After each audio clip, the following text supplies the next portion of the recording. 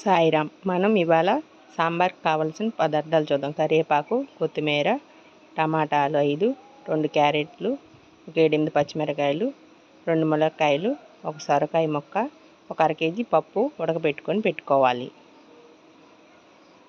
ఇంకా కూరగాయ ముక్కలు కావాలంటే ఇంకా వేసుకోవచ్చు అన్ని రకాలు. సాంబార్కి తగినంత నూనె, ఆయిల్ వేసుకొని తాలింపు దినుసులు, ఉల్లిపాయలు, పచ్చిమిరకాయలు, కొత్తిమీర, టమాటాలు అన్నీ వేసుకొని తాలింపు దినుసుల్లో వెల్లుల్లిపాయ, జీలకర్ర అన్నీ వేసుకోవాలి. చింతపండు ఇంత తీసుకోవాలి.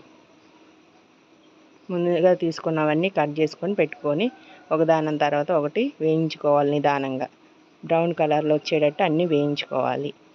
తగినంత ఉప్పు వేసుకోవాలి.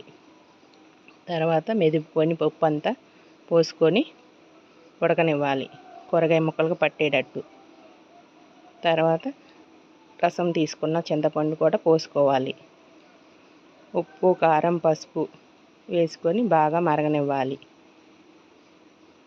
5 మినిట్స్ మరిగాక చింతపండు బెల్లం అంత తీసుకొని వేసుకోవాలి.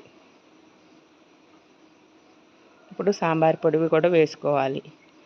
నేను ముందు తాలింపు వేసి మరగనిస్తాను. 10 మినిట్స్